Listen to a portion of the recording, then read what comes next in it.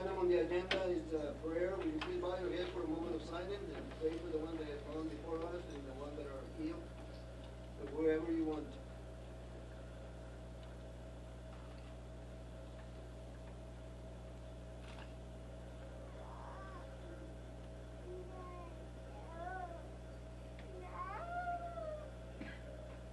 Amen.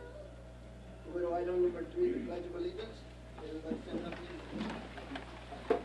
I pledge allegiance to the flag of the United States of America and to the republic for which it stands, one nation, under God, indivisible, with liberty and justice for all.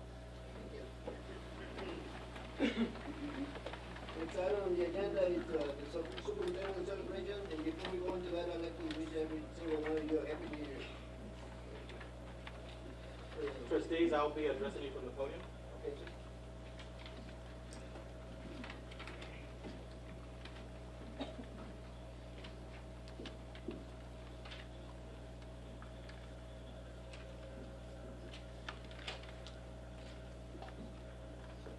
Trustees.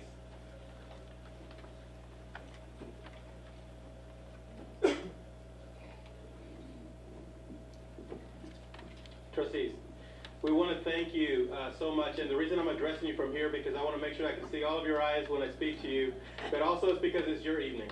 It's your evening, and today, of course, you had an opportunity to really think. When you think about our theme of planting seeds of success, the seeds that you planted not only to always support our students in all endeavors, but today, as our culinary program, we continue to grow and strive. We wanted you to get a taste, literally a taste, of the talents of our kids, the talents of our teacher, and the vision that as she continues to grow. At this time, what I'd like to do is just read you a little poem, and this poem is about you as a trustee here in Robstown. There's an untold story of each of you who sit on the dais making decisions so true. For the children of Robstown, you work so hard. Without a day off, you relentlessly march. Valuable is the work you do. Outstanding in how you always come through. Loyal, sincere, and full of good cheer. Untiring in your efforts throughout the year. Notable are the contributions you make. Trustworthy in every project you take. Eager to reach your every goal. Effective in the way you fulfill your role. Ready with a smile like a shining star. Special and wonderful, that's what you are. As a sign of our appreciation, we celebrate you. Through the seeds that you planted comes this little tune.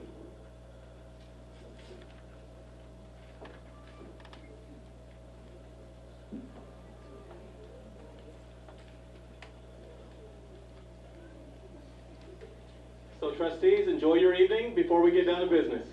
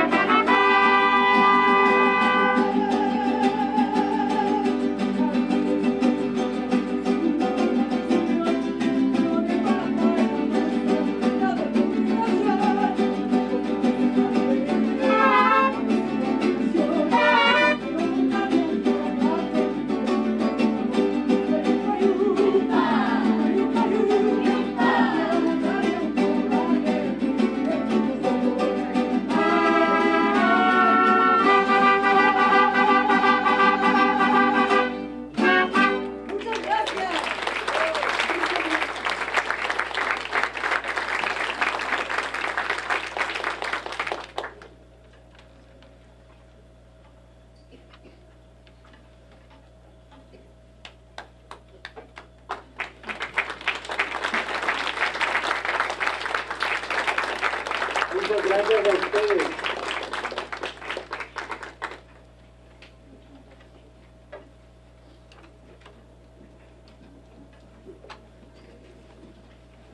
You were amazing. Amazing. Thank you.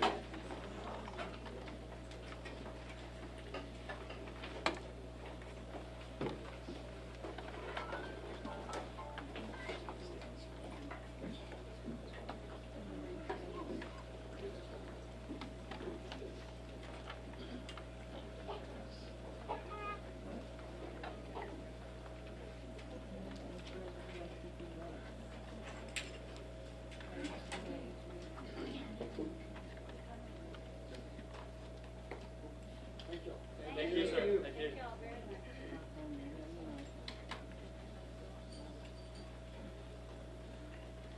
Trustees, and the next item as far as our superintendent celebrations, we have our Robstown Early College High School and Sewell Junior High School cross-country winners. So, actually, I think we have, not yet.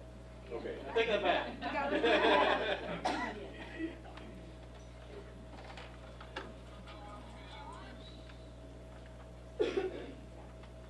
Good evening. My name is Dalton Flores, and I represent Robstown Early College High School as the student body president. January has proclaimed as School Board Recognition Month to help highlight the contributions of dedicated men and women to take the time to care about our local schools. This theme of this year's recognition is planting seeds of success. Texas has more than 5 million students in its public schools. That is 5 million young minds from about 5 years old to about 18 years old, and our state is attracting even more. Every year, our student population increases by about 85,000 additional students. In Texas, more than 7,200 generous people have offered to help. These are people who receive no pay for their dedicated efforts. These are people who not only volunteer, but go through the process of standing up for public education. They are locally elected school board members. They are your neighbors, and they care. Each January, we pause in our regular activities to say thank you to those dedicated to volunteer. We appreciate their generous sharing of time and energy on behalf of our children. Local school board members are truly heroes for our schools. Student representatives are here tonight representing all the students in Robstown Independent School District.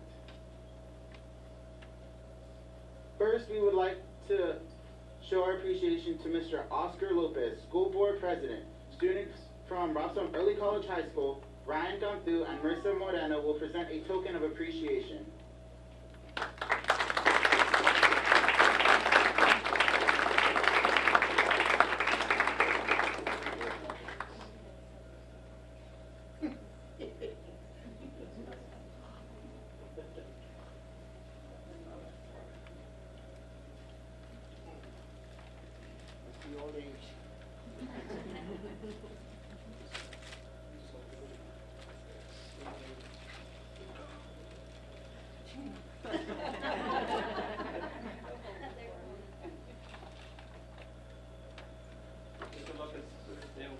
Also an appreciation, and this is also from TASB, a certificate to recognize you.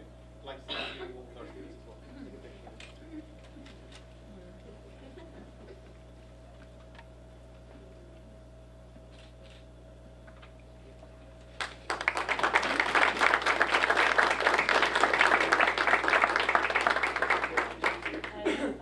Next, we will present to Eva Orellano, School Board Vice President, Kevin Martinez and Leah Villarreal from Los Beach Elementary. Appreciate your support.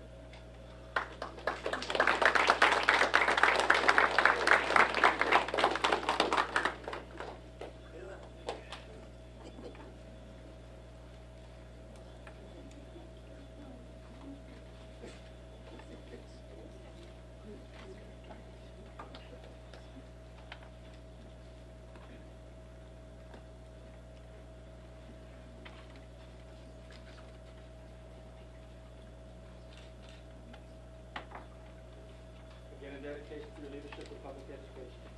Thank you. It is happy. I got it, sir. I got it. One more picture. One more picture.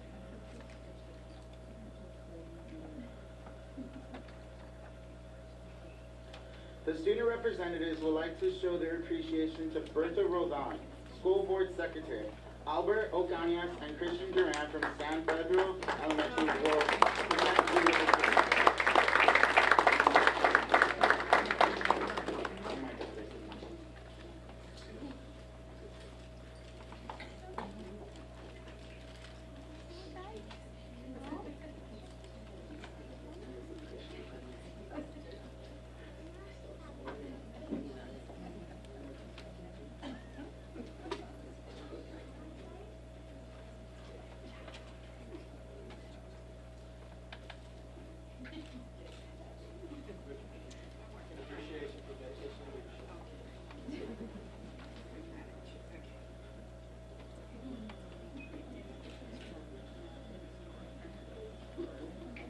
Students will now present to Hector M. Lopez, School Board Assistant Secretary, student Alyssa Resendez, and Adriana Rodriguez from Ortiz Intermediate. Thank you for all that you do.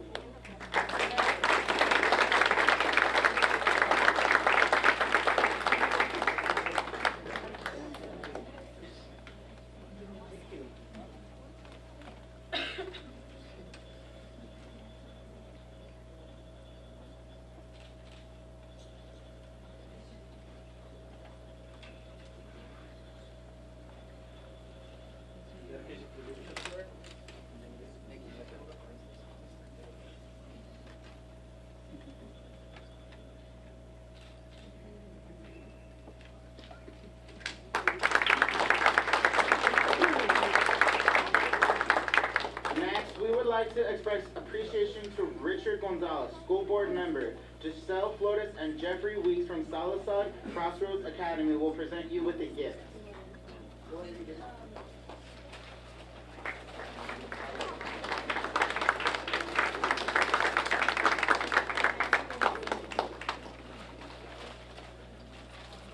Mr. Gonzalez couldn't be here, so I'll accept it. It is heavy.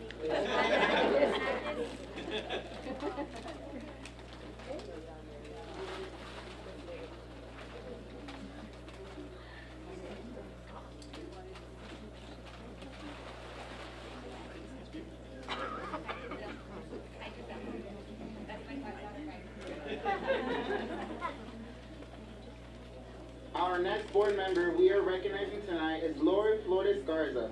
Student Mark Peña and Pros Guerrero from Steele Junior High appreciate your support.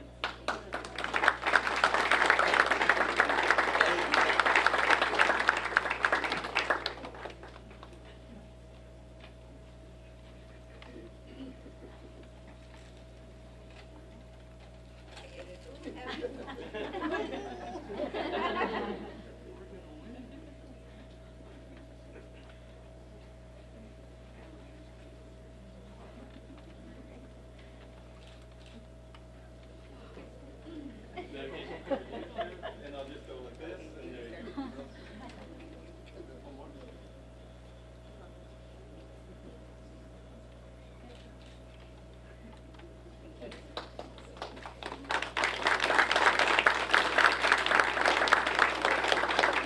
Our final board member we are recognizing tonight is Baldemar Torres III.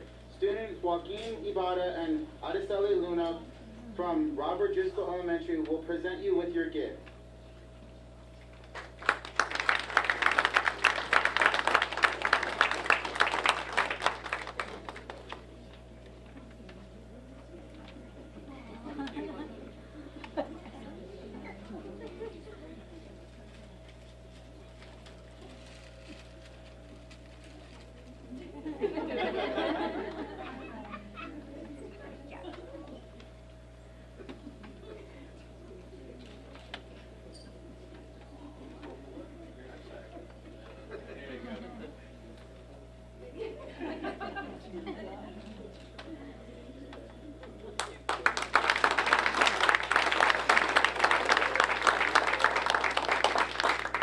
Once again, thank you to all the Board of Trustees for your dedication, leadership in public education, and continuing service to the children of this community. One more round of applause.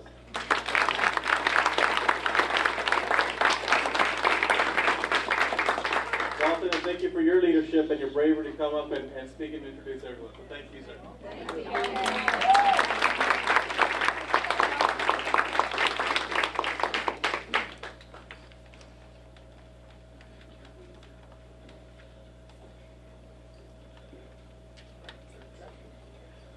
All right, trustees, at this time, we'll go ahead and proceed with Robstown Early College High School and Steele Junior High School cross-country winners.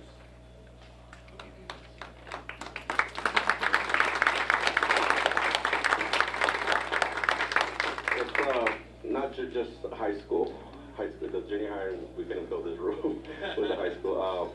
Well, good evening, board. Thank you for having us, Dr. Moreno, any administrators, teachers, community. Thank you for having us here tonight. I'm going to present, first of all, our district champions, JV girls. We have in presence of today, well, Abigail Garza is not here today. She got sick, so she's not here. So Abby Garza is one of our runners in the district title championship team for JV girls. Larissa Garza is here. Come up, Larissa Garza.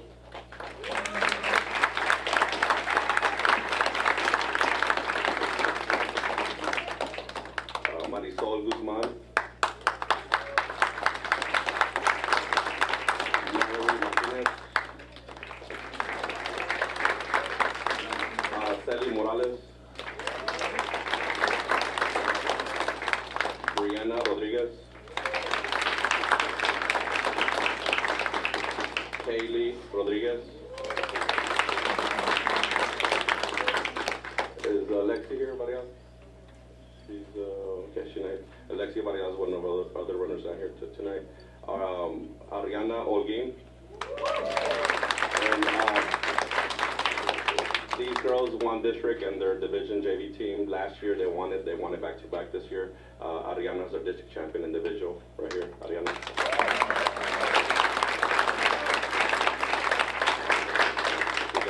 So now let me introduce the girls, varsity girls. These girls were runner-up. They got second place in district. We missed it by 5 points, but we'll be back next year and we'll win first place next year. Clarissa Enriquez, she's not here today. Angela Esparza. Caitlin Gonzalez.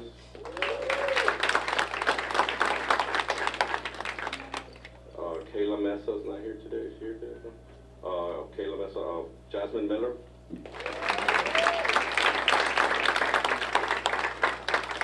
Marissa Moreno.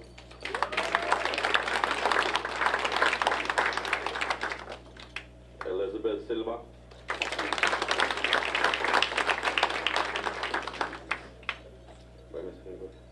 Okay, and then individual. These are girls. They went to regionals. They qualified regionals as a team. And individual is Angela. Just raise your hand. Angela Esparza as an individual.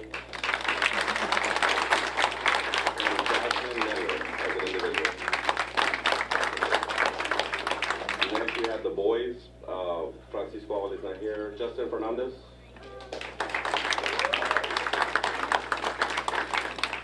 And Justin also made it as an individual qualifier as well.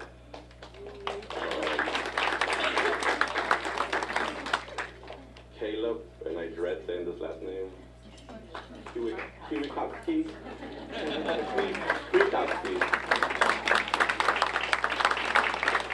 Been with him for 3 years, I still can't get it right. Okay, sorry about that, Caleb. Austin Lopez.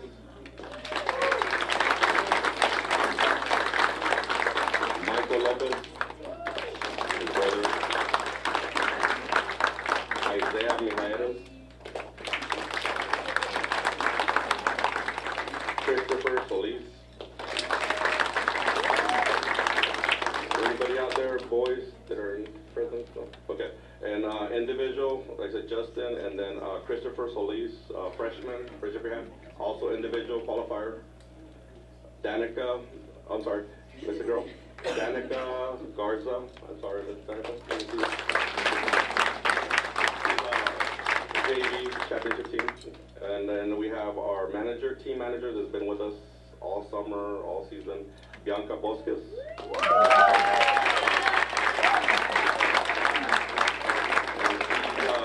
She also runs races out there. She does pretty well. She trains with us, so you know she's doing pretty good. I can't wait to get her when she gets to junior high and high school. And coaches is myself. I'm the head coach for cross country for both high school and junior high. My sister, my wife, Marisela Gonzalez. And then we don't have in presence right now, finally we have 2 coaches that are helping us out because in junior high we have over 65 kids running cross country. So we have Coach Lita and Coach Rio that are so this goes all to the board and to the administrators and teachers that, you know, they help us out with all these kids. And this year was the first time we have 3 buses going to the district meet, and everybody's like, whoa. Like, where are all these kids coming from? This is the way to win district titles, and these kids maybe can get a scholarship to go run, just like Larissa's brother, EJ's the president right now. He runs for Laredo. That's our first runner to run college.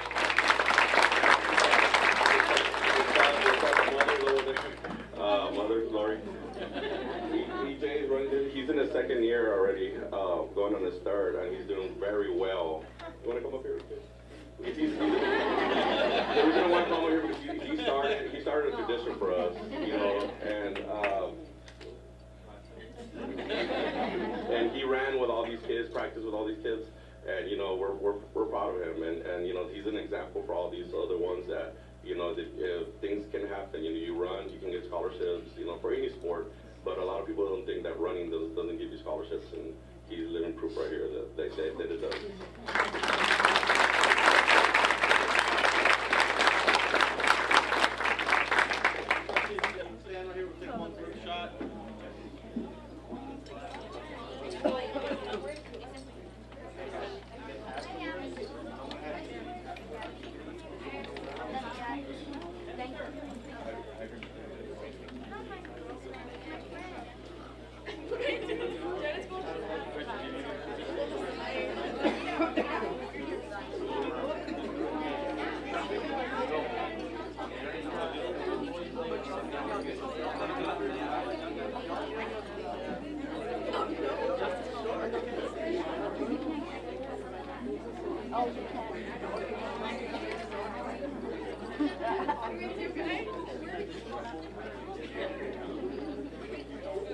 One, two, three.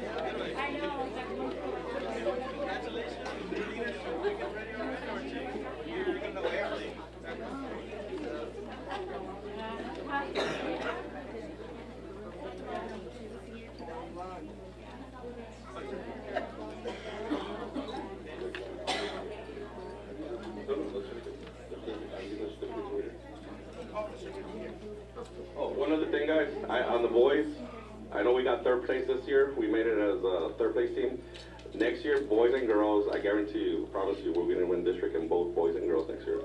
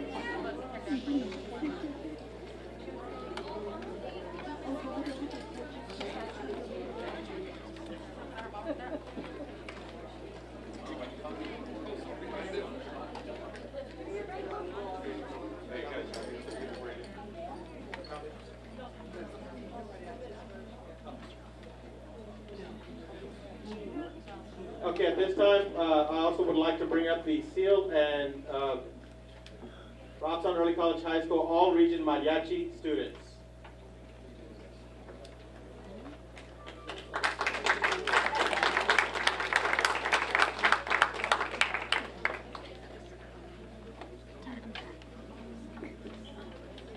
Cool.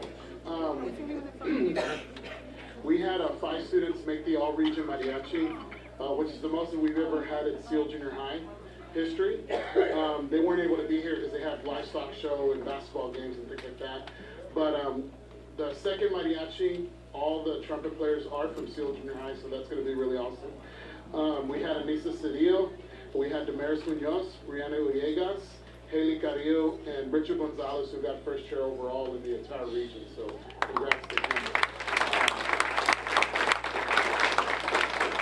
And well, we're in luck because we have the high school musicians with us that made it on for the all-region mariachi. So we had a trumpet player make it, Daryl Ramon. Here's your certificate. Okay, we also had Ricky Landeros on vocals. So we also had Evelyn Camacho Medina on flute. So, and, what's that? Yeah. While we have the floor, you might have received the email that we had 4 students make the all-area band. The way that you make it for state and band is you have region, area, state. So I do want to recognize those musicians. We have Evelyn Camacho Medina. Well, that's your certificate. We also had Ariana Garcia on tuba, Ariana Redondo on flute, and Jacqueline Rodriguez on French horn. So I do want to mention that 2 years ago, Mr. C and I, and Mr. Rocksetter's first year, we didn't have anyone make it. Last year we had 2, and this year we had 4, so there's progress being made. So we're very, very proud of those students. So thank you very, very much. If y'all stand right here and face the front, I'm going to trust you to take a picture.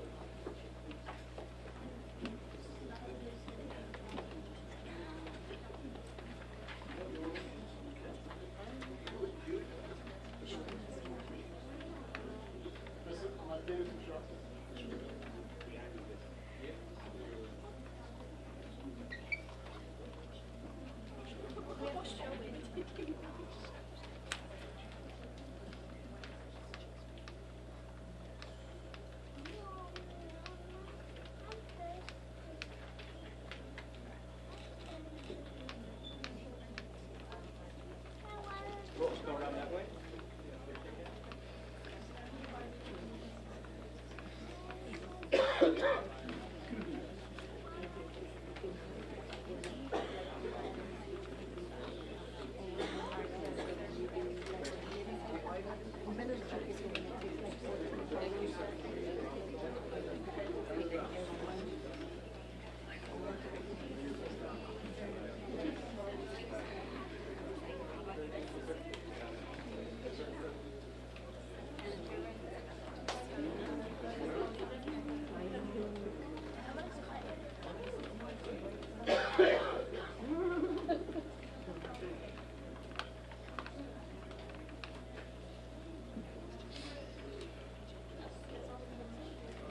All students together?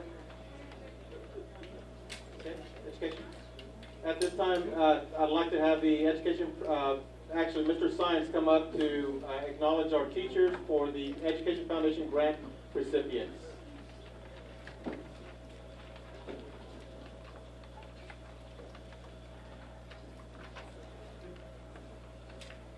Good evening, trustees. Thank you for the opportunity for us to come before you.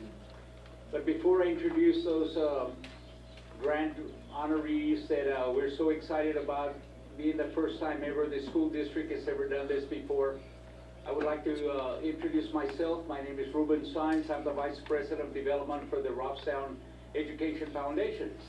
And with me, we had about 4 or 5 members. 2 of them had to go work, and I said, well, we're sorry to see you go, but yeah, go ahead and go work and bring us in some more money. And, but still with me here, Ms. Enriquez and Ms. Paula Wakefield. if they may stand and be recognized here.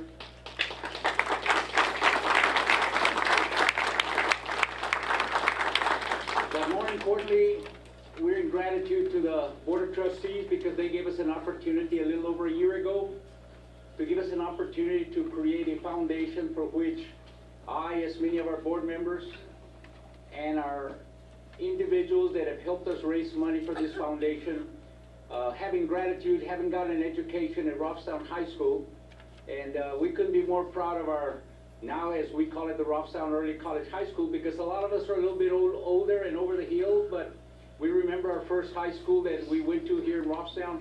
But we get so excited because when we drive down Highway 44, we get to see all the beautiful improvements.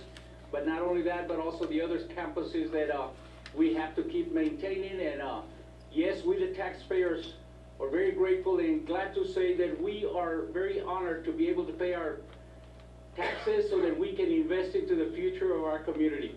And that was the purpose of this Education Foundation. And for those of you that have not seen, last year we had our first function ever on April the 17th, and we were able to raise over $50,000 for the sole purpose of giving mini grants to the teachers. I get kind of teary-eyed because I get to see all these wonderful students that have been in sports, music, etc., and now being part of this foundation. It was an honor for me, just the way it was for a lot of the board members, to be able to work with our community and our businesses, and everybody coming forward to be able to put money into a foundation that would recognize our teachers and pay it forward, because without teachers there's no school district. And we're very pleased to be part of it.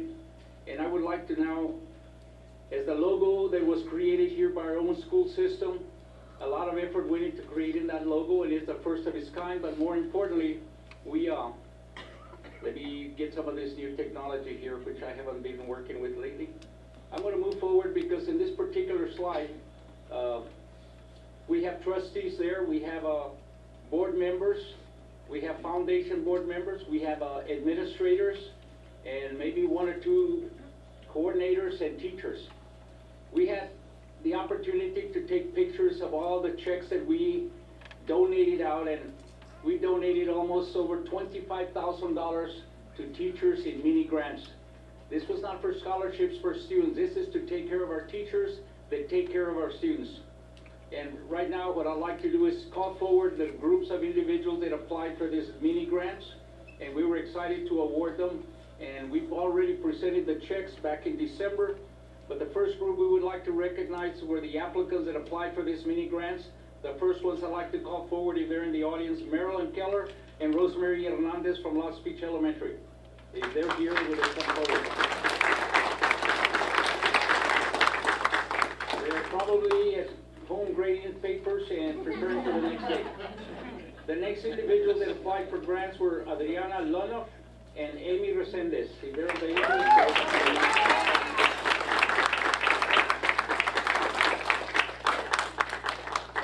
now like the students, we're going to ask you to stand in front of everybody here. The next group, also from Lost Beach Elementary, is Maria Elena Ceballos and Stacy Willoughby.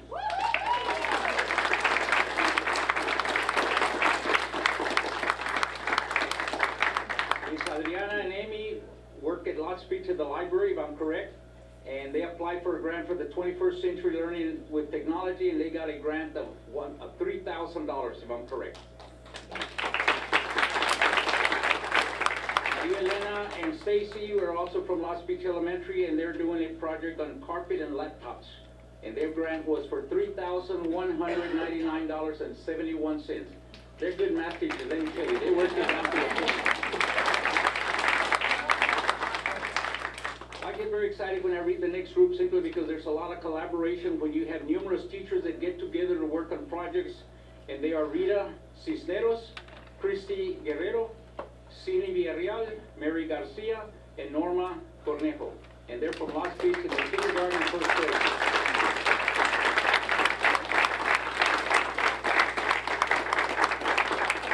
This collaborative group are from Lost Beach, and they're working on a project on reading, and their grant was for $3,498.55. We thank you both. The next group I'd like to come forward is Adriana Lonoff and Linda Gallegos. and they're from San Pedro, and they're in the library. If they're available, could they please come forward? Their particular grant was for $1,500 in their project that they entered into this project. Now, along the way, I would like to say that the Board of Directors of this foundation have a committee that reviewed all the applicants, and they reviewed their projects, and we were so honored to address this mini grants because of the money we raised from a luncheon we had several months ago. Now, I'd just like to remind everybody that next year, which is now 2019, April the 17th is already scheduled at the fairgrounds. We will be having that luncheon where we hope that we will beat the money that we did last year. And it's all for teacher grants. The next group I'm calling forward is Roxanne Ibarra from Robert Driscoll Elementary, and she's doing a guided math project. That grant was for $3,272.24. Congratulations.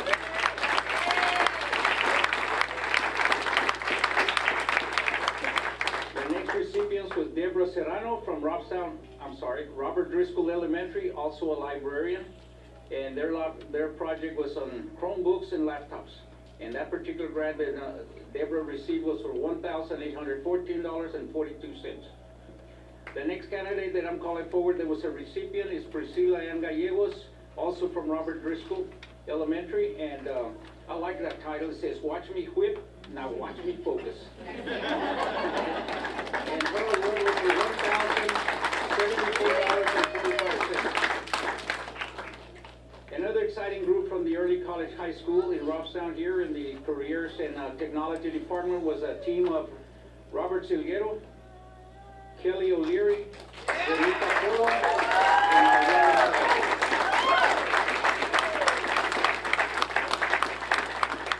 And their project is on a comparison microscope project, and their grant was for $2,695.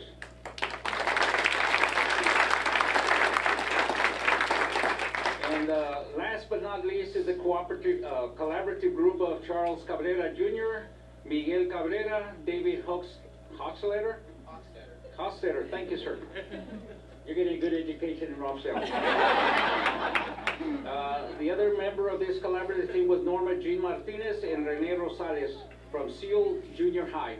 And their grant was for $2,810.68 for technology to advance the learning of Robstown ISD band students. We thank you for all that, and we owe you a round of applause.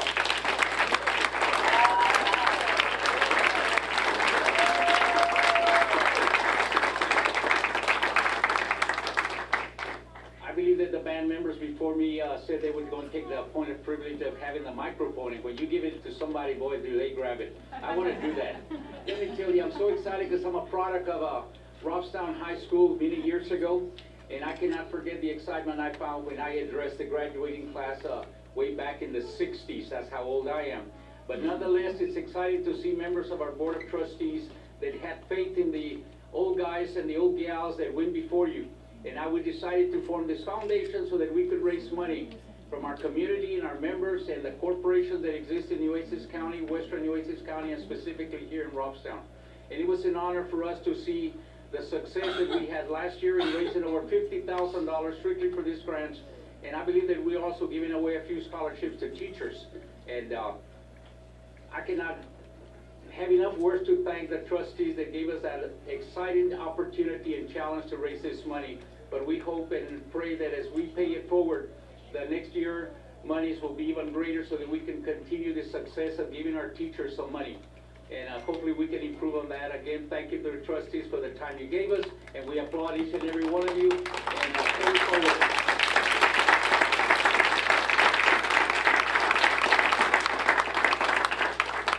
Last words, if anybody wants to donate some money or give us some money, that's my business. I look for money. There's some brochures like this. We have some, I think, out in the lobby. Don't hesitate to pick one up, but I hope to see you all next year here with bigger paychecks and more teachers being rewarded for the hard work you all do. Thank you very much.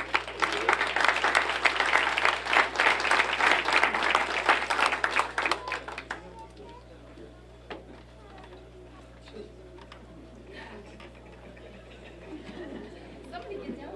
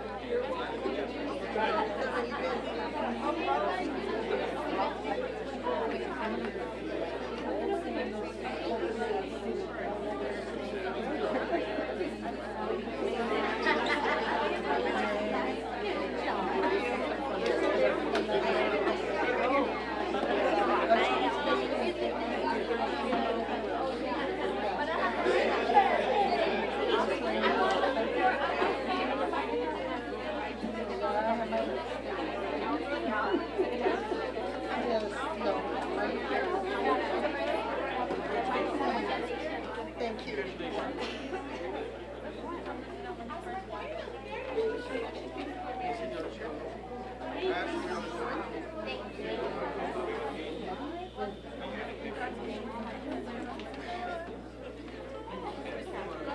right, at this time, I'd like for Jessica to come on up for Proud Year Picker Award.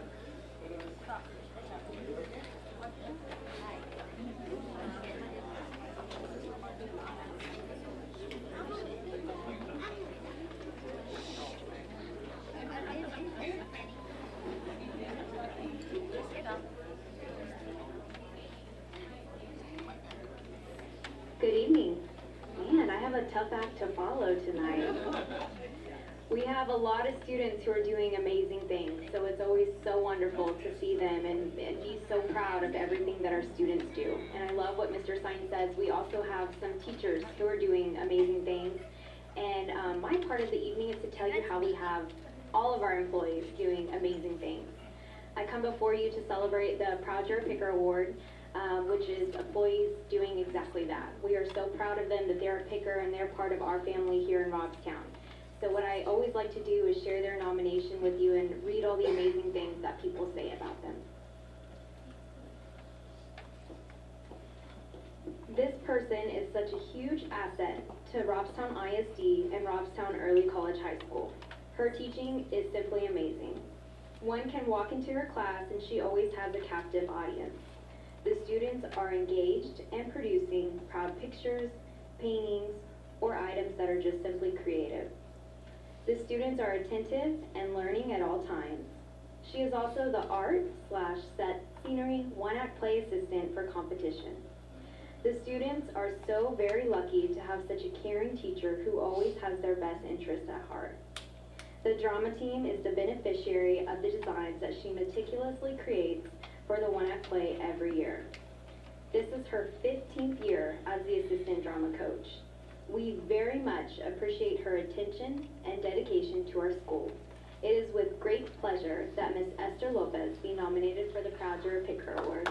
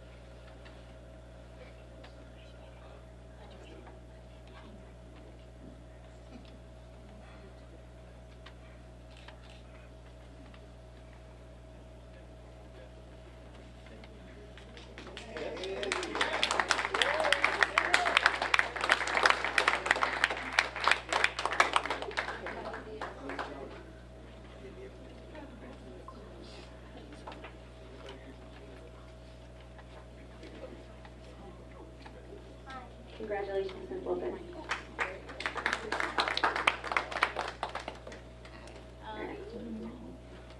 This person is an awesome, hardworking employee. We do not know anyone who goes above and beyond for the students and for the after-school 21st century program.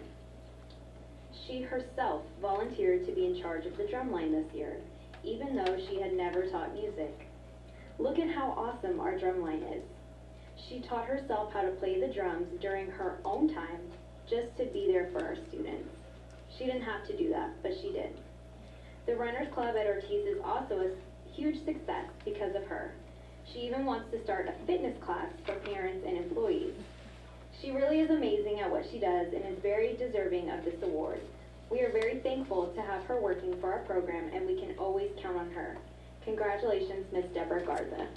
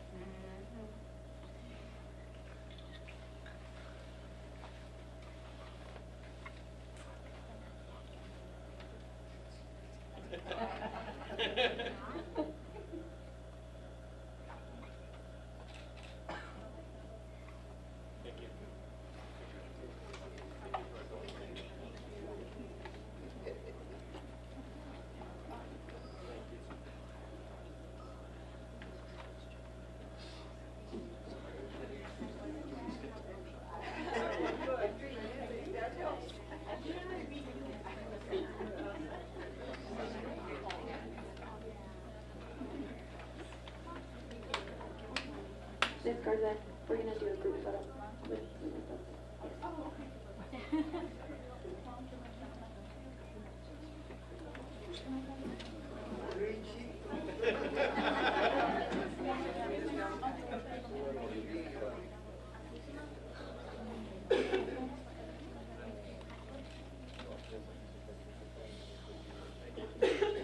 Garza, let me know when your class is ready. We want to come to that. Sure, everyone's invited.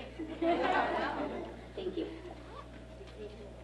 Trustees and community members that are out in our audience, we'd like to take just a little bit of a recess just to be able to interact with our trustees. We do have some cake and punch. So again, we'd be honored if you give us a few minutes just to be able to interact with all of our community. Yes. And now, at this time, I'd like to call the recess. Exactly, 7:02. Do we have a motion? Moved by Mr. Lopez, is there a second? Second by Ms. Garza. Are there any questions? Not all those in favor say aye. Aye. All those opposed? Amendment, we'll take about a 10 or 15-minute break. Thank you.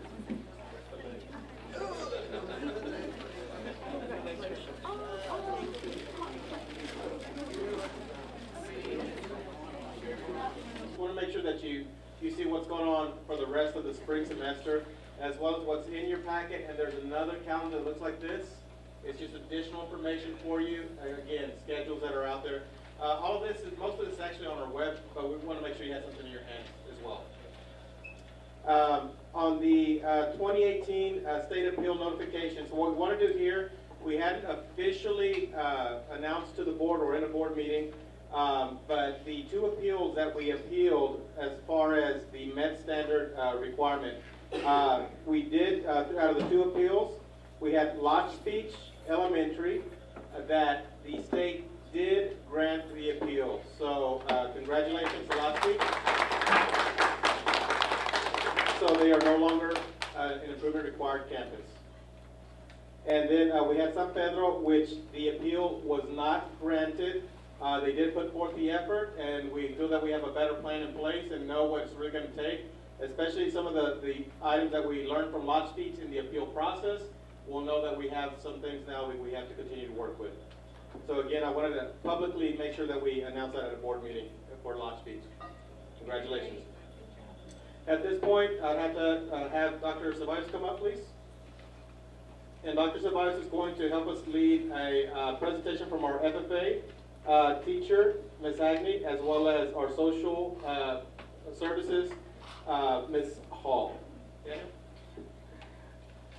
Chairman of the board, Board of Trustees, Dr. Moreno, I'd like to introduce, as far as we're going to be providing you with two presentations. One is going to be on the FFA, as far as where we're currently at. We have a new FFA person that's come on board, and so Ms. Romero's going to come up, and then she's going to introduce her, and then she's just going to provide us a brief presentation as far as what she's done so far in the last 3 months with her program since she's been on board, and then what are some of the future prospects as far as what she's wanting to do for the future as far as improving the program and making it larger than what we currently have it at this time. So at this time, I'd like to ask Ms. Romero and Mrs. Agnew to come on to front and provide the presentation. Good evening. It gives me great pleasure to present Ms. Josette Hagney. We stole her she's from Mission. She is a graduate from Texas A&M in Kingsville. And even though this is her first year teaching ag, she is not a stranger to ag itself. She's been involved in 4-H and FFA since she was 3rd grade, so lots and lots of years. She did tell me to say, excuse her appearance, she's coming from the barn over here. So, yeah, this is the main part. Ms. Hagney has been working really, really hard with all the students and all the projects. She comes with a lot of great ideas, things that she has done that she has brought to our campus and to our program to improve it. So I've asked her to put a small presentation together, and if you would just help me welcome Ms. Hagney.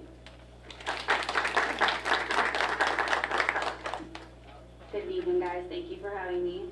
Yes, I want to apologize again for my appearance. We're in the middle of getting ready for the week. It's good that you're in a distance because I definitely smell.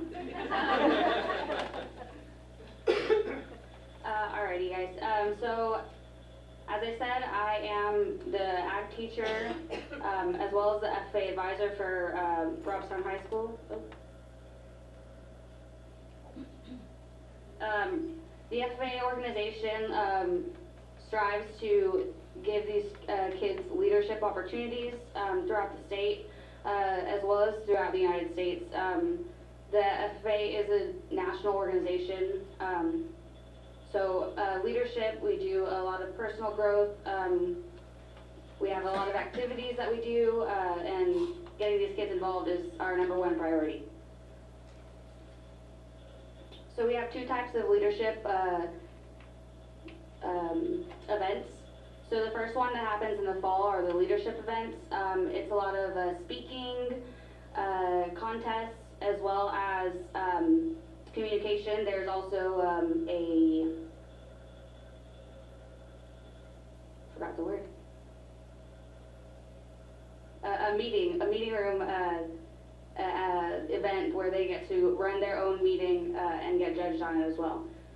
Our second events are in the spring. These are career-based, so a lot of livestock judging, which we're also training for right now, horse judging. We do wool, dairy, all those fun activities for the kids that they love to participate in. So like I said, right now we're getting ready for the Nueces County Junior Livestock Show. We have a lot of kids working very hard this week, as well as the beginning of this year to get these animals ready for show. They're very, very excited. The same thing with the FFA organization. These kids get to participate. They are involved in leadership activities throughout the show, as well as growth within themselves just from raising the animals. So this year we have 4 lambs, 3 goats, 3 rabbits, and 18 pigs. We also have 7 shop projects, wood and metal alike, showing this week. So our goals this year and the years to come, we'd love to increase the participation in the leadership and career development events. Like I said, we're training for livestock as well as equine, and these kids are extremely excited to get the opportunity to travel and participate in these contests. Of course, we'd like to bring more animals in. The more we have, the more interested the other children are in. We like to increase major show activity, San Antonio, Houston, Fort Worth, all the big shows kids get really, really excited for, so we want to give them the opportunity to participate in those. I'd like to increase the numbers in the AgMech, our shop projects, wood and metal, increase community awareness, get the community more involved with the FFA, with the kids, as well as the kids participating in community activities.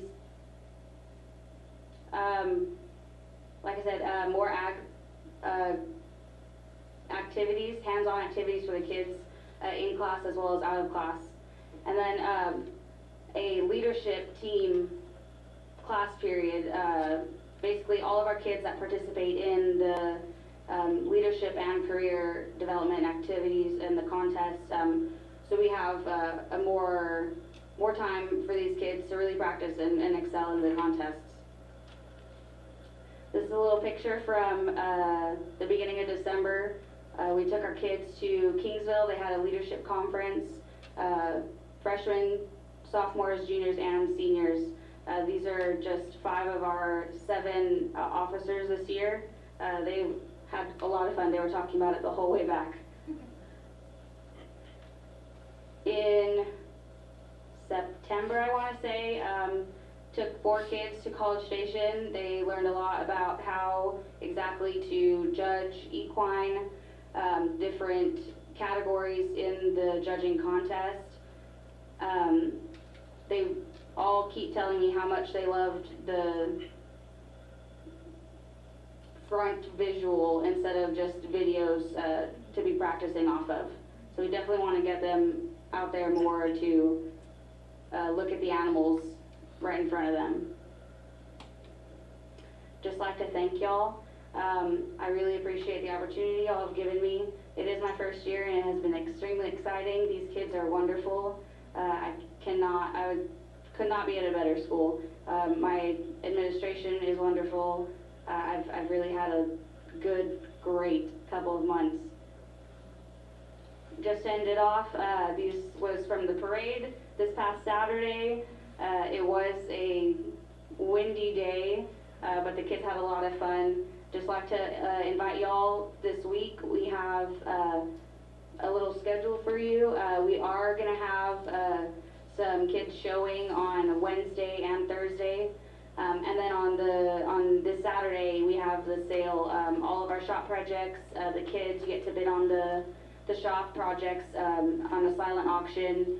And then the kids go to the sale where they get add-on money from different and various people they've invited to the show as well. So love for all y'all to be out there on Wednesday and Thursday and give these kids the support they deserve. They've been really working hard. Thank you guys. Thank you.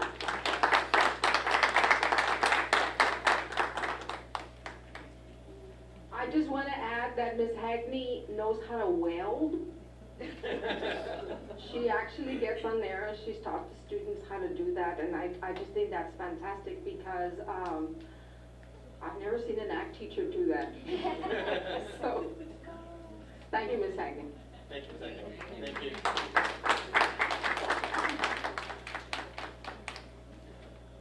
Chairman of the Board, Board of Trustees, and Dr. Moreno, I also want to introduce our next person. This is Natalie Hall.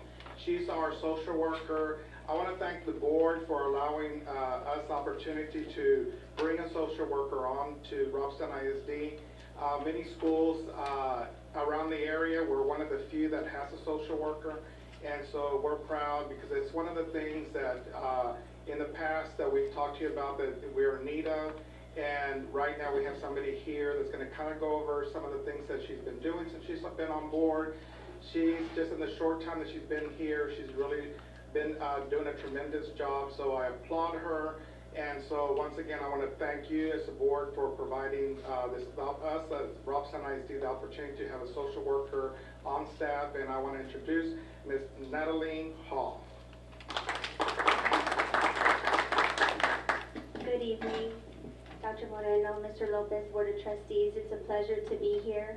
I'm not from Robstown, but in the short time that I've been here, I feel like I'm a part of the community, so it is a blessing. To the right, I did leave you with a very brief outline of what I wanted to review, so hopefully you had some time.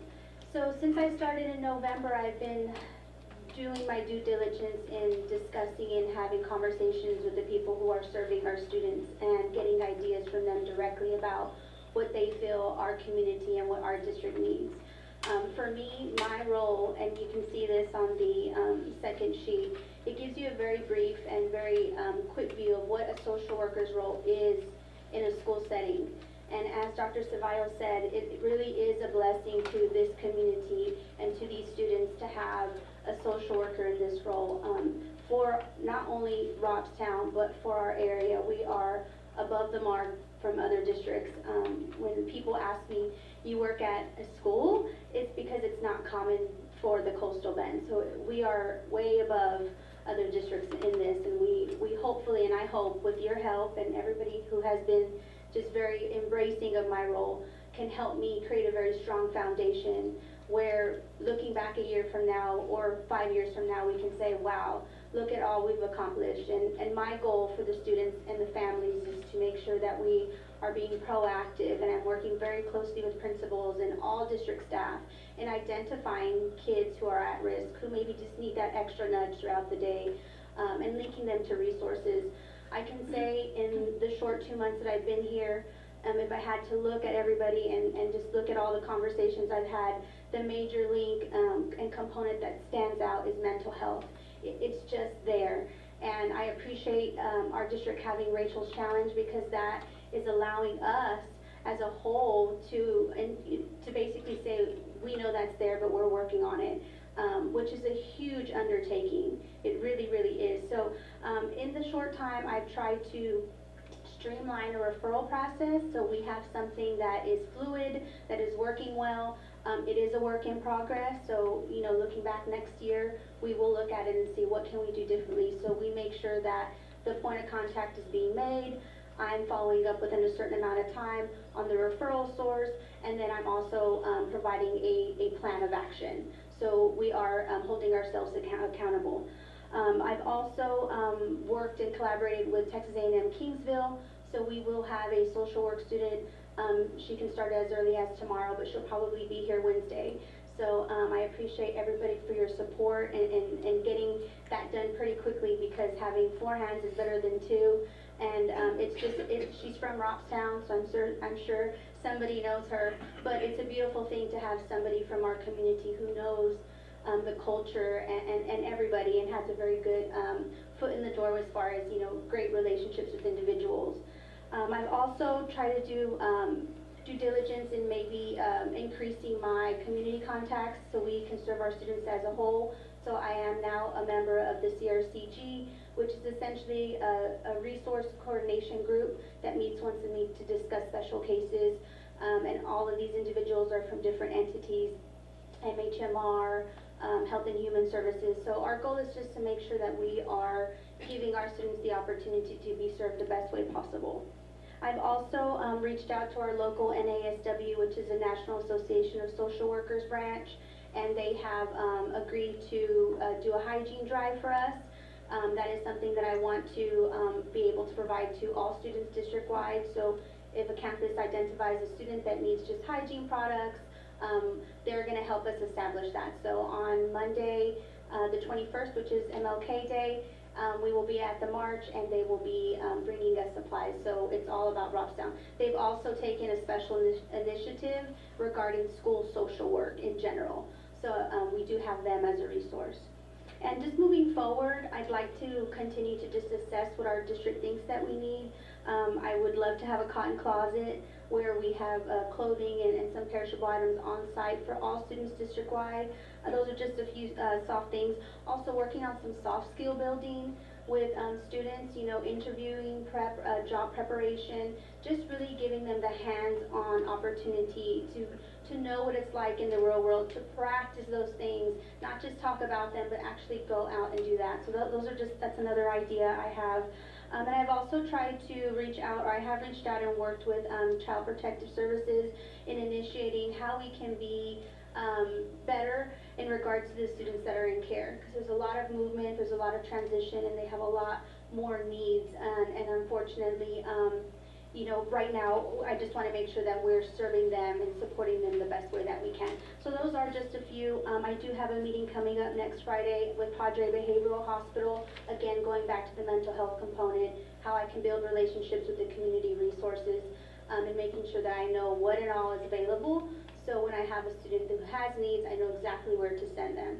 So I appreciate you. The last thing that I did want to touch on is vocational rehab. That's going back to the population, even specifically in the special ed, categorized as special education, helping those students prep for transition. So those are just a couple of things, but I do appreciate your time. I appreciate your support, and I thank you for approving my position. They said, you can come on. I was like, thank you. But it really has been a blessing to be here, and I mean, I feel like it's a great fit, and I appreciate all of you. So happy Board of Trustees Day.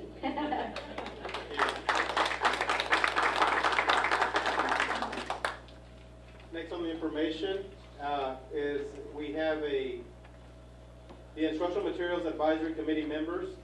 Trustees, at this point, I'd like to have Ms. Lorena Ceballo come on up. But this is just trustees, as we go through our textbook adoption this year for all of our ELAR, or English Language Arts and Reading. Just as we go through the process, one of the main things is that teachers are very, very involved in the selection of the next set of materials and books that we go. So Lorena will explain a little bit more on that. Thank you, Dr. Moreno. Mr. Chairman, members of the board, Dr. Moreno, good evening. Tonight, I want to share with you a little bit about the timeline and the process that we will be following for the adoption of the English language arts. So for K through 8, the English language arts TEKS will be changing this upcoming school year, and as a result, we have to select a new textbook. So we have a textbook adoption. Again, like Dr. Moreno said, we do have a list of teachers that are going to help us do that. And if you, not in your packet, but I gave you guys a handout. It is looks like this. It's a schedule of the timeline. It's a tentative timeline. By the end of January, we're meeting with the committee members and informing them of their roles and responsibilities. And one of the big things is to inform them that they are an advisory committee. They are going to help us bring forward the item to you, as you will be the ones adopting the materials. And so we will be setting some dates for the adoption timeline as well, and review the evaluation of the rubrics to help us select the best possible instructional materials that there will be the textbook companies will be bringing to our school district, so that we can comply with teaching the TEKS, the ELAR TEKS next year. In February, we will be attending the Service Center. They have a huge textbook adoption fair, so they bring all the materials as well, and so we're hoping to attend that one in February. By the end of February, we're hoping to narrow the options, because there's tons and tons and tons of materials out there. And so we will be viewing, and then we will be narrowing the options. And by early March, we are going to hold a community event where we're going to open up to the public, to the community. We're going to show them what it is that we're considering adopting, so that parents can see and know what the materials that we'll be using to teach their children. We will also, by the end of March, make the final selection by teacher vote. All teachers in the district will have a say, and they will vote. There will be a ballot, and we will then, our goal is to bring to you as a board agenda item their selection, okay, by April. Okay. Any questions? Good. Thank you. Trustees, I did want to announce that we have a special called meeting that we need to schedule. Part of the process on that is going to involve our audit results. We are currently working on the final edits that we have and final adjustments with our auditor. Our goal would be, or it has to actually be by early next week, but I'll give you a couple of dates and options that we can choose and narrow that down, as well as a couple other items. But the main part of that special call meeting will be on the audit presentation. And then our last information, and this is for information only, just because coming at the special call meeting, then I'll bring this to the board approval, for board approval. So I just want to make sure I announce it. That way you're aware of it. You can ask any questions that you have during the week, and then next week we'll go ahead and have you go out for a vote on that. So that's a Betterment Fund, change order number 16 of the Robstown Early College High School renovations. Any questions on this? Or any questions in relation to instruction? I have a question. You're on. And, okay, well, first of all, the change order is in the packet? Yes, ma'am. And what that one is concerning is we had some ramps that we needed at the doors of the cafeteria and some other areas for ADA compliance and a couple of other adjustments. No, I had a question with regards to, and it's construction, the fence that, down Picker Lane? Yes, ma'am. And it's the wrought iron fence. Yes, ma'am. Down on the second gate, and, they try to fix it up, they put some rods across, that's not acceptable. They need to come back and try to fix that, because it looks like it's just like too short, and it's not evened out, and also, the gates, whenever you close those gates, there's about this much gap. A dog can get in there, and that's just needs to be fixed. Yes, ma'am. Okay. And then also, I was going down Picker Lane because we talked about it last time we had a meeting here, and we talked about that I think that mountain of dirt that was in the back. So I went back there to check what Oscar was talking about. So I go back there and I find that there's a gap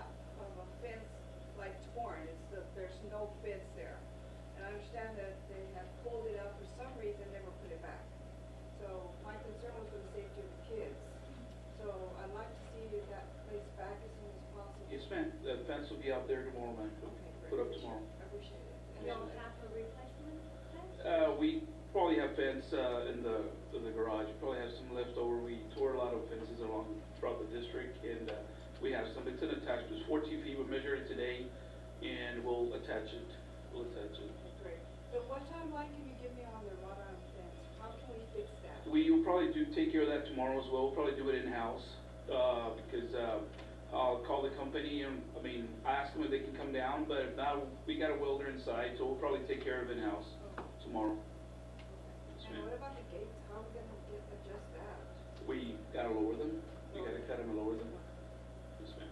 The only thing I'm gonna say is just to, I don't mean to speak to you on this, but I wanna make sure if we have any type of warranty information or things like that, that does not, get impacted by that. So we'll look at that and give you a final update on it. Reach out to them first and get Okay. them out. Because it hasn't been that long, right? No. That gate's gonna last. And that should still be under the scope of 20, work. 30 years. Making that. Well, it depends what they got, because if it's just a height thing, it might not be under warranty. It might be just a preference. But you know what? I mean, there's different gaps all over the I place. know, They're but not a someone standard. approved it, someone approved the work, so that's, if someone approved the work like that, if we make a change, it could cost us. Cause there's nothing wrong with it, it's just a preference that you feel it's too high. Well, it's not a preference, it's a matter of being a standard from the ground. Right, It's but not. someone approved it, I wanna know who. if The we're gonna thing take is it out. it's the elevation. You coming down from Avenue J, and you coming down to the ditch out there, so the water can drain. One way to the ditch that goes to our houses out there, and then the other one on Bosques. I understand that, but we should have adjusted to fit the size of the fence. I know what you're saying, but when you bring it down, then it's gonna look like this, so, whatever, Well, but the safety, what I'm concerned Yeah, is the safety of the kids, so right. because it's this much gap, you're gonna get a dog Oh, or yeah. some You mean animal the come gap on the underneath. bottom? Yeah, the bottom, that's my concern. I know one of the things that was discussed is, because there's other areas of the fence line where it's been staggered. Yeah. That was something that we were looking into see as far as possibly staggering that. Yeah, it can be done. No, the staggering, yeah.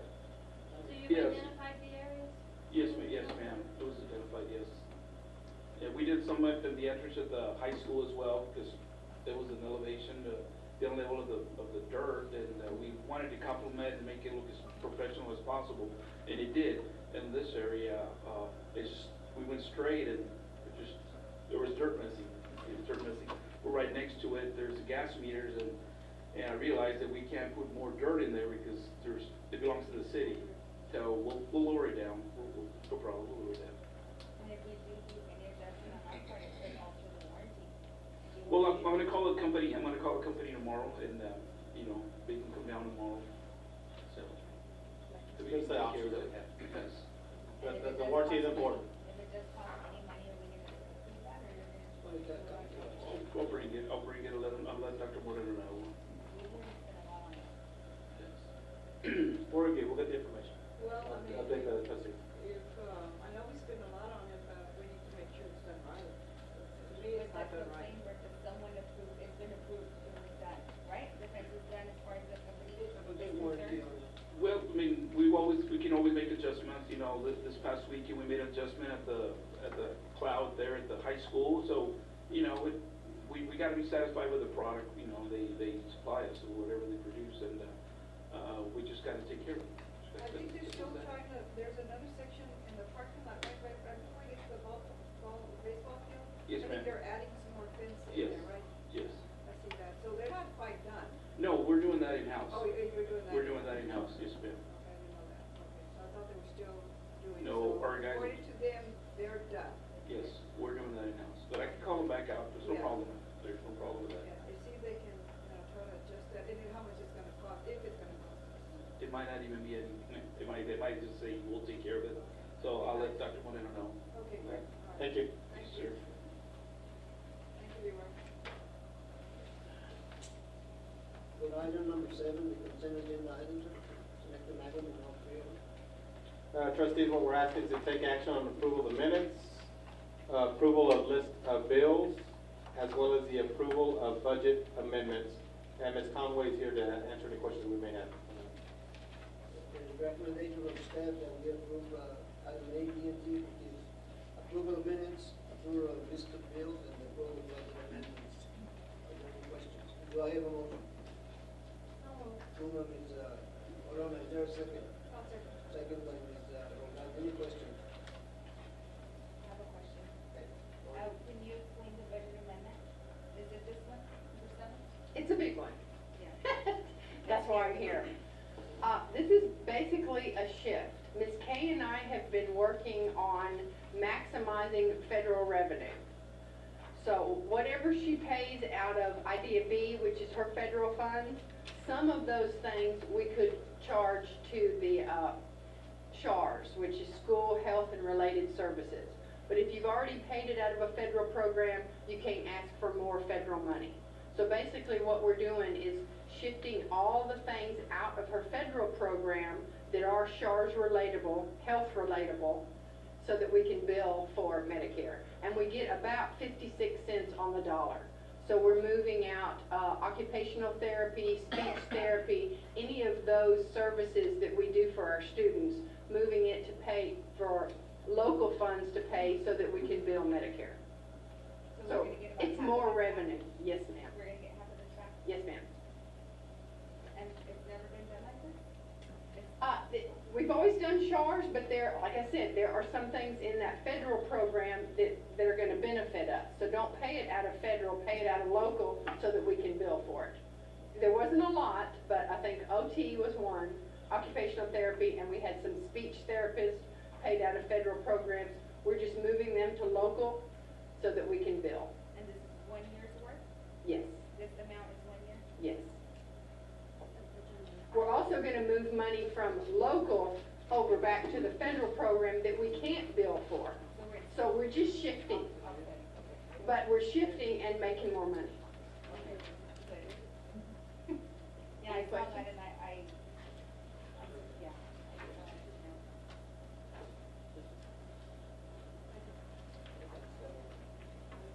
It was on our desk. I didn't get it. Well, and also, if y'all remember, y'all used to approve budget amendments in the month of the budget amendment. We really don't have to do that. You're only required to approve an amendment before we exceed a function.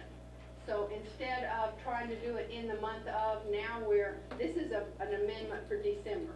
So you're gonna approve all the December amendments in January, all the January amendments in February. That gives us better time to prepare this. But as long as we don't exceed a function, y'all are not required to do it in that current month. And we never exceed a function. I just got my copy, so I was totally lost. I don't know what you were talking I about. have a question. What's the function? Function 11 is instruction, function 12 is your library, 41 is administration. Y'all approve the budget at the functional level. So anytime we move money in those functions, y'all have to approve that amendment. And that's why you see several functions here. 11 and 31 is counseling, 34 is transportation. Wow, that's a big amount. Yes, ma'am. I see it now, so that's good. But about $160,000 is coming back to us. Okay? Thank you. Any other questions? If not, all those in favor say aye. Aye. Those opposed? Unanimous? We go to item number 8, business support action items, sir. 8. All right, trustees, at this time, we would like to discuss and have you consider and take possible action on the interlocal agreement between Harris County Department of Education and Robstown ISD. This also helps us out with procurement. The main thing, the reason we're bringing this forward, as we continue, like I think the last quarter we brought in Region 19 to help us out with a lot of the academics, so that cuts back our time because the companies we're choosing have already been vetted through the process. So that keeps us in the following the procurement process. In this particular one, although Harris County sounds like it's far, yes, it's in the Houston area, but they have a specialization in really helping to bring out all the region centers and really, again, help to promote more from local. So what we'll be able to do is work with Region 2 in this case and be able to work on trying to get more local companies to help us to be able to bid on different projects. Ms. Conway would like to explain a little bit more of that. They do a lot of what's called job order cost accounting. Job order costs. So it's your construction. So we really want our local contractors to bid with them, and they can specify, you know, they don't want to bid something in Houston, but they can specify they only want to work in Region 1 and 2, or Region 1, 2, and 3. So they're really gearing Harris County Department of Ed, it's called Choice Partners, is their co-op.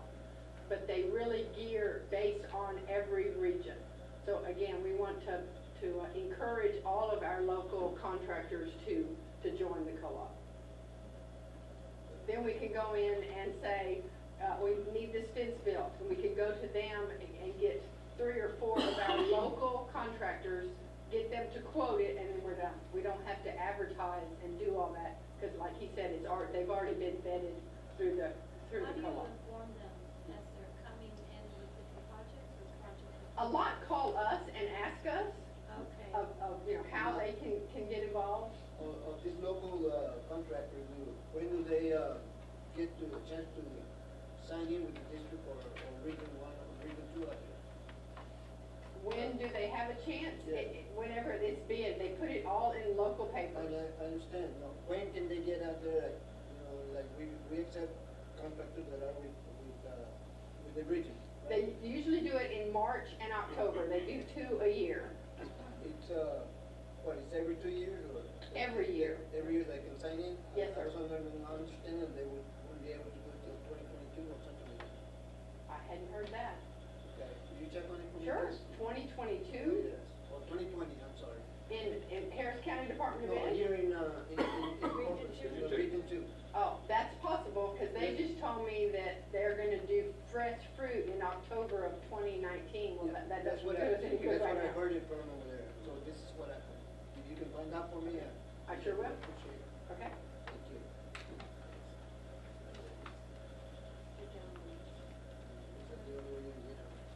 Any other questions? Okay, I don't know if I'm the only one confused, but I'm gonna ask. Why is it with Harris County if we're in Nueces County? I mean, am I the only one? No, that's understandable, I understand what you're saying. I'm so confused, I'm sorry. It's regional wide. It just happens to be housed in Houston, but they're looking at the whole state of Texas. And again, they're asking for vendors to specify what region you want to work at. If I'm a fence contractor, I may send them a bid and say, I'm going to work in any of the 20 regions in Texas. But when you look on their website, most of them say, I specifically want to work for Region 2, 3, and 4, because that's their general location. So where would someone go to get set up? To Harris County? Yes. So It's all done by internet. They don't have to physically go there. If they'll just be watching Harris County Department of Ed Choice Partners bid, they'll let you know that we're bidding fencing. How would our local people be informed of that? Mainly it's word of mouth, but it will be in the Corpus paper. They put them in all the major papers when they're about to bid out. So all the districts go to Harris County?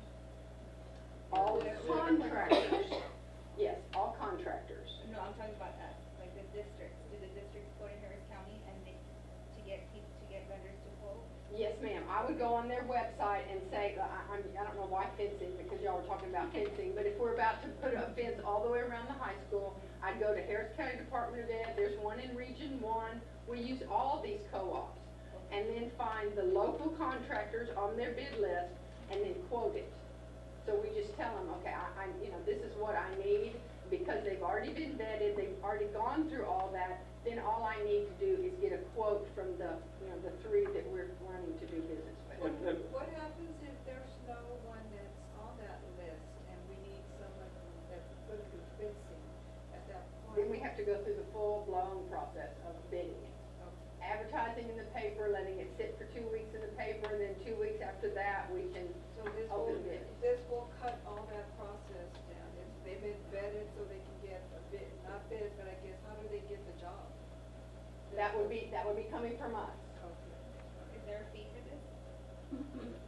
For the contract, not for us, no. There's not, I don't believe for the contractor either.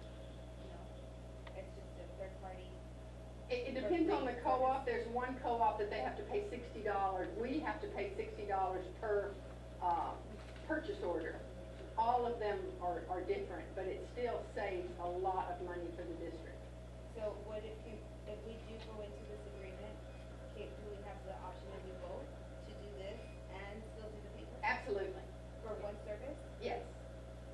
So If we didn't find someone in that co-op or in a Region 1 co-op or a Region 20 co-op that did what we, they could provide the service we want, then we could go out and bid. Let's say we Or, want to do a parking lot, let's just pretend parking lot, and we go through here, but we also want to go through the paper, can we do that? yes, ma'am? Absolutely. I think that's what he was asking there.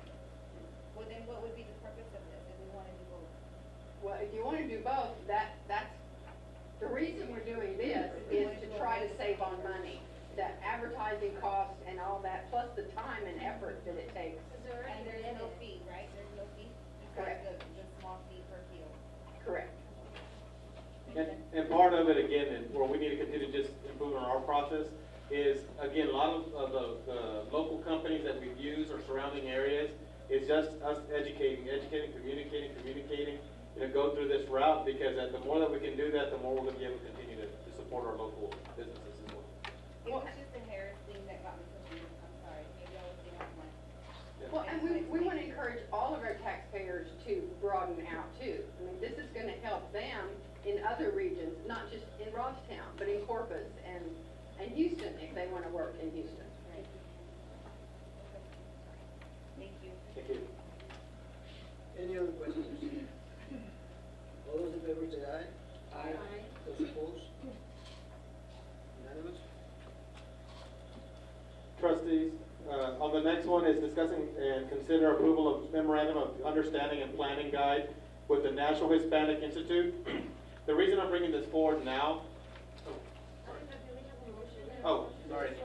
We did. There was no motion. I don't remember anybody making a motion. Yes, because I asked questions. No motion. That's why I asked the question, because we had a motion. Irma, you made no motion? There's no motion yet. Let's go back to I item. think it was just informal, because she came to present, so we were asking informal questions, so. Okay. We didn't get to the part of doing the motion. So we got all the questions before the motion. Yeah, and that's okay, because that's informal questions. Well, we can do the motion now. Do you wanna? I'd like to entertain a motion that we accept item A, discussing approval of interlocal agreement between Harris County Department of Education and Robstown ISD. So moved. Moved by Mr. Arona, is there a second? Second by Mr. Lopez, any questions? If not, all those in favor say aye. Aye. Those opposed, unanimous, will be action item. Trustees, what I'd like to do is discuss and consider approval of memorandum of understanding and planning guide with the National Hispanic Institute. Our high school does not have a debate program. This is an opportunity to have certain children at the high school level that we can start off with to be able to have. It's a program that trains them on debate type of practices. It's a short time. It is outside coaching that occurs with this. But I'm bringing it forward to see if the board approves this, then I'll move forward with the MOU. And then at that point, we can start searching to see how many kids we can get interested. It would be roughly 10 kids that we'll start off with. But the big thing is, once they get this practice, talking about the soft skills, opportunities to get them out there and exposed, this is what leads to different type of careers and exposure. So for them, and we don't have to wait. So yes, we're going to build on having our own debate program, but why wait on the practice? So this is just helping us take a step forward in that arena. Recommendation for staff that we have considered approval of memorandum of understanding and planning guide with the National Hispanic Institute. Mr. Lopez, second. Second by Ms. Garza, any questions? I have a question. Who's gonna be the teacher? This is actually through the National Hispanic Institute. So they'll have certain coaches. Sometimes because like Corpus Christi that's been pretty big in this area, we'll be able to tie into some of their schools or surrounding areas. So do they go there? They come? That once we get an idea, then as far as, yes, we're established, then they give us some direction on that. Because you need to see how many kids are Yes, interested first. correct. Okay, all right. Are there any other questions? If not, all those in favor say aye. Aye. Those opposed? Unanimous? We'll go to item C, discuss and consider approval of bid for the Nueces County Showbarn upgrade. Motion. So trustees, just as we talked about a little bit earlier, we went through the bidding process. It was out in the paper for 2 weeks. We got a bid from Green Contracting. There's proposal A and proposal B. Proposal A is $43,427, and proposal B is $46,876. And the main reason of the difference there is just because they need to run more conduit in our ag barn as far as the electrical that leads to the lighting. But the big things here is that the installation of 2 fans that help the circulation in the barn. Now, these aren't your standard fans. These are 14-foot fans that would go in there to help us as we continue to make our additions to the barn. Recommendation? My recommendation is, at this point, to go ahead and move forward with the higher bid, not to exceed the $46,876. That way we'll be able to talk to the contractor and be able to make that final decision, but not to exceed the $46,876. The recommendation was said that we approve the bid for the Mesa County Short Barn upgrade with the understanding that it doesn't go past 46,000. Is there a motion? Moved by Mr. Odona, is there a second? I'll second. Second by Ms. Roldan. Are there any questions? I have a question. How much money have we spent today? Have we done a big? Leroy, do you have the breakdown? Yes.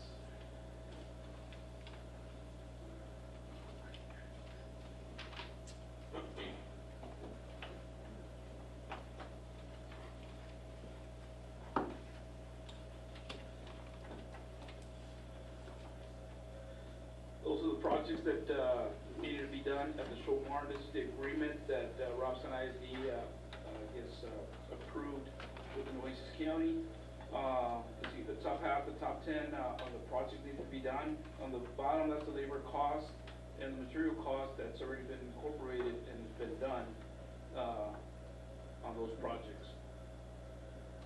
And plus the one that you just approved right now. So they already painted the exterior? Yes, ma'am.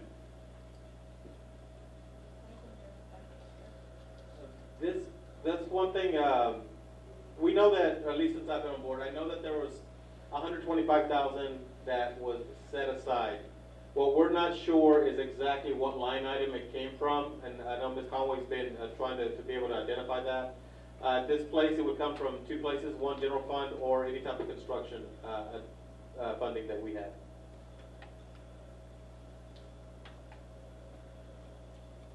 Any other questions? Oh, I've got another question. So, if we're at the 56, which we've already spent, and we're gonna allocate 46, and we have 125, that doesn't leave right now. No. The facility needs a lot of work, and that's why, as we continue moving forward, if you'll notice number 7, 8, and 9 at the very bottom, it has an asterisk. That's labor cost internally, because we were able to do some of that work. So wherever we can, we'll definitely try to do that, as long as it's within the scope of what we can do. But yes, I mean, renovating a structure like that is going to take, some funding. And our goal is to get in there as quickly as we can, but we just need to make sure we do it right. We understand that facility's been closed down over 15, 20 years already, so we're trying to do as much as we can with as little time as possible, and it's a certain amount of money that we can do, and try to get it up as quick as can so the kids can use it quicker. That was my concern, and I was hoping to get it ready for this event that's coming up, but it looks like we're running I think we're waiting on the fans, and Yes. that's a big Well, hold up. that will be able to move, since the board approved this, we'll be able to start moving forward to get that work done. Any other questions? None? The only question, security cameras, are those updated? Yes, Richard, I believe, we did update our cameras at the stalls, correct? Outdoor, Yes. they're updated. Or somebody can monitor it somewhere else? As the Uh, kids are getting in? we can, but we have to do, internet externally. We don't have, Wi-Fi or anything? yeah, we would have to go out to another company, and we stopped that last year, I know. or 2 years ago, because of the price, yeah. It's like $100 something a month, but. Because how many months do they spend up with this? I don't remember. I know that they start in the summer when they start bringing animals back, and all the way till right now late spring. And then we have a few months break, and then they start, depending on the animals, they'll start to raise again. But what about the ones that do not sell? Don't they go back there? Well, they'll still either sell or it's in the market. The reason I asked about the security camera, Richard, because I was actually out there one night with my goddaughter. She was feeding her swine, and actually they were out late, and then a young man, another student came in. This is like close to 11 o'clock at night by himself. Yeah, if there are ever any incidents, we get with the principal or the ag teachers, and we'll go the next day, myself and the technician, and we'll go You'll be able to pull the camera. review the footage and we'll throw out a flashlight to show them if there's any incidents, and there have been, but we'll take care of it and we get them. Does the camera get to show like who's walking in?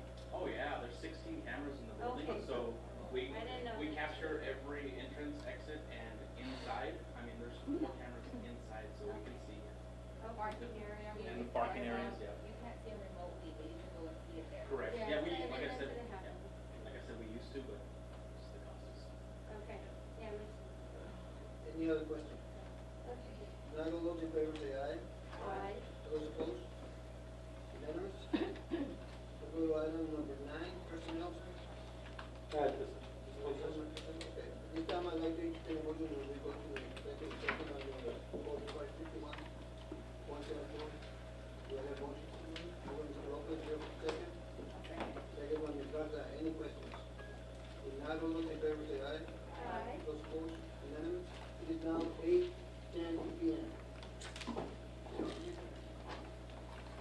At this time, I'd like to entertain a motion that we reconvene from executive session. Moved by Mr. Lopez, is there a second? Second by Ms. Rodan, is there any questions? If not, all those in favor say aye. Aye. All those opposed? Unanimous? Now 8:38 p.m. Go to item number 9, personnel, sir. Trustees, I'm asking you to discuss and consider approval of the resignation, appointments, and terminations as discussed in closed session today. The recommendation of staff that we approve the resignations, appointments, and terminations as was discussed in the second session. Do I have a motion? Moved by Mr. Lopez, is there a second? Second by Ms. Garza. Any questions? If not, all those in favor say aye. Aye. Those opposed? Unanimous? We go to B, review board and superintendent vote. Do I have a motion? Moved by Mr. Lopez. That's just for. Okay, we go to both of them, I thought you said we had to approve. Oh, no. Okay, then we go to item 10, adjournment. Do I have a motion? Moved by Mr. Lopez, is there a second? Second by Ms. Rodan.